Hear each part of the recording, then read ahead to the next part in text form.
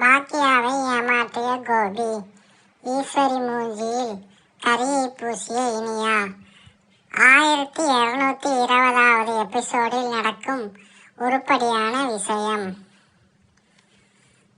விஜய் டிவியில் ஒளிபரப்பாகி வருகின்ற பாக்கியலட்சுமி சீரியலில் செலியன் அடித்ததால் ஹாஸ்பிட்டலில் முடியாமல் செல்வி மகன் ஆகாஷ் இருக்கிறார். அதனால் பாக்கியா ஹாஸ்பிட்டல் இருக்கும் ஆகாஷை பார்த்து பேசிவிட்டு செல்வியிடம் மருத்துவமனை செலவிற்காக பணம் கொடுத்து ஆறுதல் படுத்தி வருகிறார்.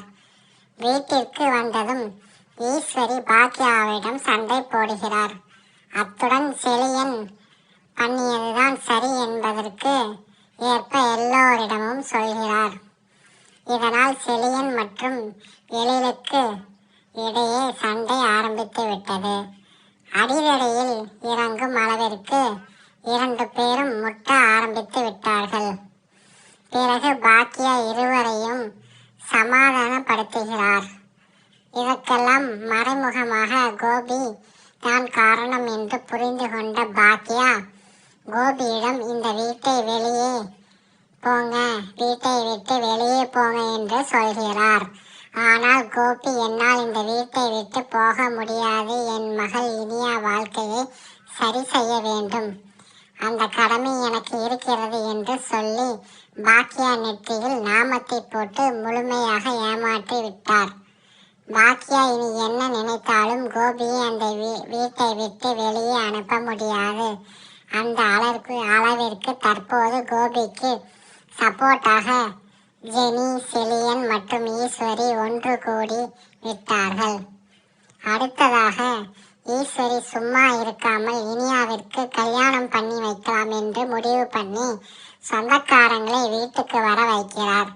இதனை கேள்விப்பட்ட பாக்கியா, என் மகள் வாழ்க்கை விஷயத்தில் நீங்கள் தலையிட வேண்டாம், அதற்கு யாருக்கும் உரிமை இல்லை என்று கத்துகிறார். உடனே கோபி, அப்பா என்கிற உரிமை எனக்கு இருக்கிறது, ஆனால் எந்த முடிவுனாலும் நானும் எடுக்கலாம் என்று சொல்லி பாக்கியாவாயை அடைத்து விடுகிறார். இதையெல்லாம் பார்த்த இனியா அழுது மட்டுமில்லாமல் முதன்முறையாக உருப்படியான ஒரு விஷயத்தை செய்ய போகிறார். அதாவது போலீஸ் ஸ்டேஷனுக்கு போன் பண்ணி எனக்கு விருப்பம் இல்லாத ஒரு கல்யாணத்தை கட்டாயப்படுத்தி பண்ணுகிறார்கள். அதனால் என்னுடைய பாட்டி மற்றும் அப்பாவிடமிருந்து என்னை காப்பாற்றுங்கள் என்று தகவலை சொல்லிவிடுகிறார்.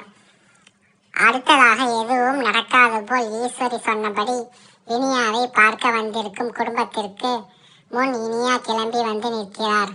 ஆனால் அங்கேதான் ஒரு ஆப்பு இருக்கிறது. அதாவது ஈஸ்வரி முகத்தில் கரியை பூசும் விதமாக இனியா செய்த காரியம் ஈஸ்வரி மற்றும் கோபி எதுவும் தலையிடாதபடி போலீஸ் வந்து சம்பவம் செய்ய போகிறார்கள். Please subscribe friends.